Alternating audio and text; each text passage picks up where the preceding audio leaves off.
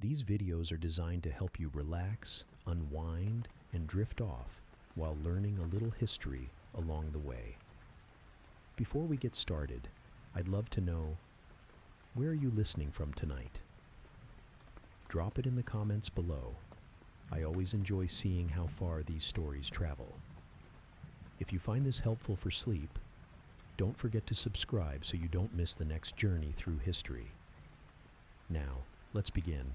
Picture this: a dragon-headed ship cutting through morning mist, its sail billowing against gray northern skies. The year is 793, and the monks at Lindisfarne are going about their daily prayers, when suddenly the horizon erupts with terror. Vikings have arrived, and the world as medieval Europe knows it is about to change forever. But here's the thing: everyone gets wrong about the Vikings. They weren't just bloodthirsty raiders who showed up, burned everything, and sailed home. That's Hollywood nonsense. The real Viking story is so much bigger, so much more incredible than any movie could capture. These Norse seafarers didn't just raid. They built a world that stretched from the frozen shores of Greenland to the golden domes of Constantinople, from the emerald hills of Ireland to the vast rivers of Russia. Today, we're going on a journey through the true Viking world. Not the one with horned helmets and mindless violence, but the real one.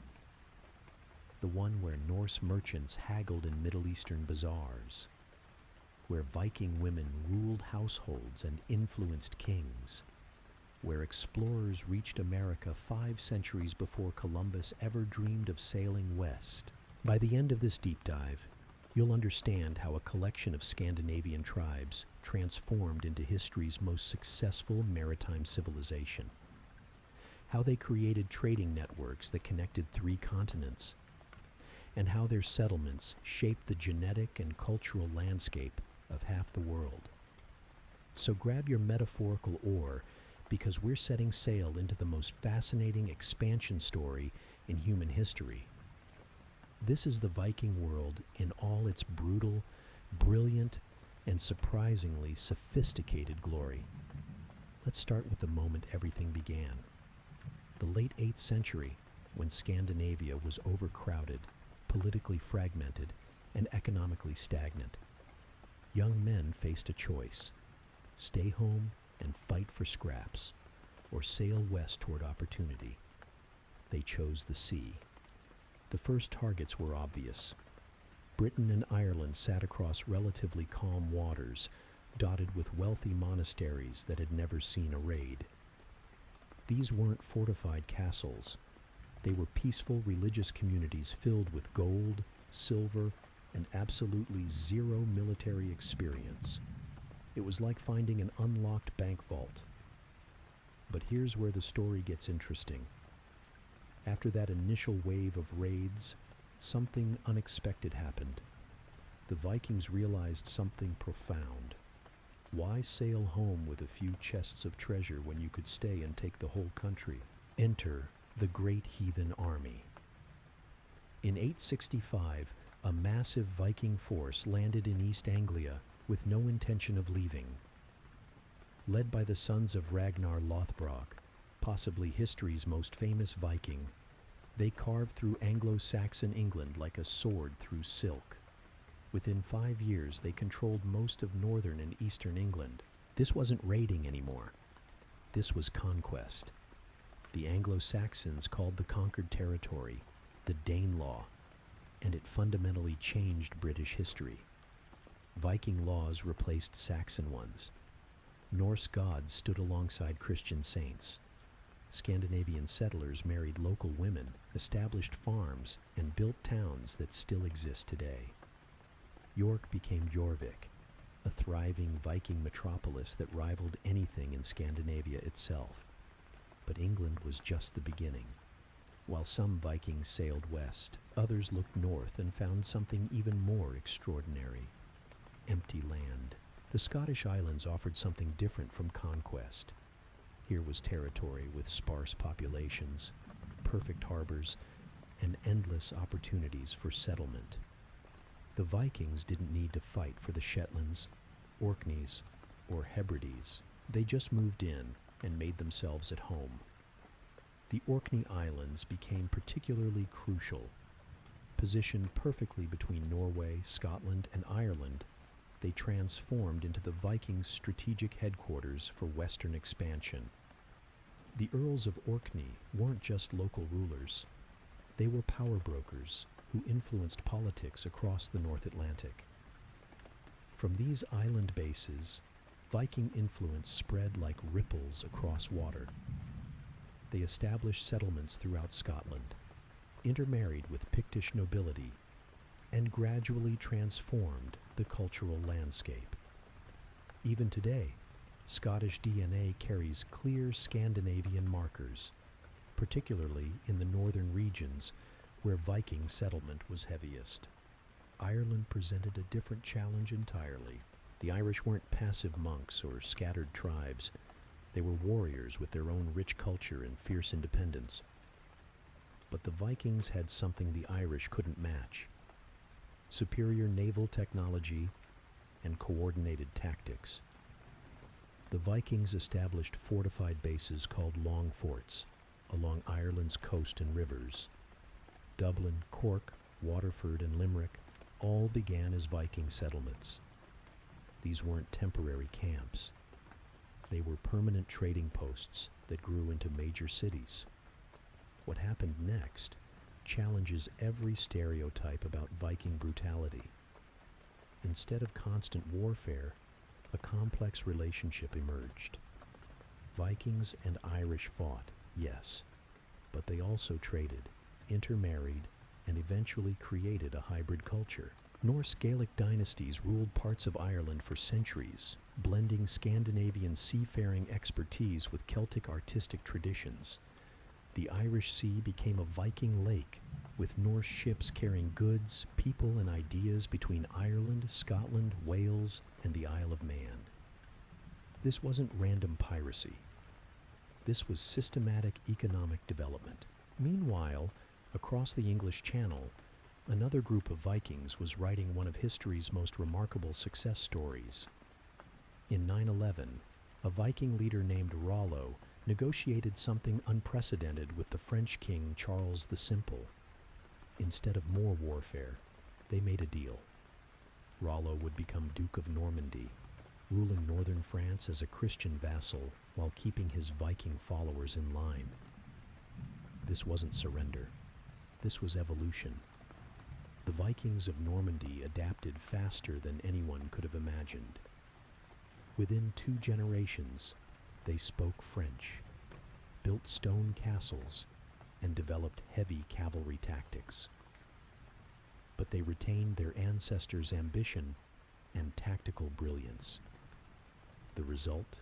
In 1066, William the Conqueror, Rollo's great-great-great-grandson, invaded England and changed the course of world history. The Norman conquest wasn't just a battle. It was the culmination of centuries of Viking expansion, proving that these Norse seafarers could adapt, survive, and ultimately rule the very kingdoms they once raided. But even as Vikings were transforming Western Europe, the most extraordinary chapter of their expansion was just beginning. Because while some sailed west toward known lands, the truly bold ones sailed into the unknown Atlantic, toward islands that existed only in sailors' tales and navigators' dreams. The settlement of Iceland represents something unique in medieval history. Here was an entire country, virtually uninhabited, waiting for colonization. The Vikings who arrived weren't desperate refugees or younger sons seeking fortune. They were established farmers, craftsmen, and leaders who made a conscious choice to build something new. The Icelandic settlement began around 870, led by figures like Ingolfur Arnarsson, who founded what would become Reykjavik. But this wasn't chaotic migration. The Vikings brought something revolutionary, a complete social system transported across the ocean. They established the Althing in 930, one of the world's first parliaments, where free farmers gathered annually to settle disputes and make laws. This wasn't rule by kings or nobles. This was democracy, Viking style. The Icelandic Commonwealth lasted 3 centuries, proving that Norse political innovation matched their maritime prowess. Iceland became more than a settlement. It became a laboratory for Viking civilization. Here, isolated from European political turmoil, Norse culture evolved in its purest form. The great sagas were written here, preserving not just stories, but an entire worldview. Icelandic poets became the chroniclers of the Viking Age, their words our window into how these people saw themselves and their world. But Iceland was never meant to be the end of the journey. It was a stepping stone to something even more audacious. Enter Eric the Red, a violent, charismatic exile who turned banishment into opportunity. Thrown out of Iceland for murder, Eric sailed west into uncharted waters and found something incredible. A massive island covered in ice and snow, yes, but also harboring green valleys and fertile coastlines. Eric possessed perhaps the greatest marketing mind of the medieval period. He called his discovery Greenland, knowing that a good name would attract settlers. The strategy worked brilliantly. When Eric returned to Iceland with tales of green pastures and unclaimed land, hundreds of families joined his colonization fleet. The Greenland settlement represented the absolute edge of medieval possibility. These Vikings established 2 major colonies, the eastern and western settlements, supporting over 3,000 people at their peak. They built farms, churches, and trading posts in one of Earth's most challenging environments. For 4 centuries, Greenlandic Vikings thrived in isolation. They hunted walrus and narwhal, traded ivory and furs with Europe, and maintained their Norse identity, despite being farther from Scandinavia than any Viking settlement. They even converted to Christianity, building stone churches whose ruins still dot the Greenlandic landscape. But Greenland's greatest significance lies not in its survival, but in what it made possible. Because from Greenland's western shores, Viking explorers could see something that would change history: more land across the Davis Strait. Around 1000 CE, Leif Erikson, Eric the Red's son, sailed west from Greenland and became the first European to set foot in North America. He called it Vinland, the land of wine, after the grapes his men allegedly found growing wild. The Vikings had reached America 500 years before Columbus, but this wasn't accidental discovery. This was systematic exploration. Archaeological evidence at Lanceau Meadows in Newfoundland proves that Vikings established a settlement in North America, complete with workshops, living quarters, and evidence of iron production. The Vinland expeditions represent the absolute pinnacle of Viking expansion. Here were medieval Scandinavians crossing the North Atlantic in open boats, establishing settlements in the New World, and returning home with tales of vast forests, abundant game, and indigenous peoples they called Skraelings. But Vinland also revealed the limits of Viking expansion. Unlike their other settlements, the North American colonies couldn't be sustained. Distance, hostile indigenous populations, and internal conflicts made permanent settlement impossible.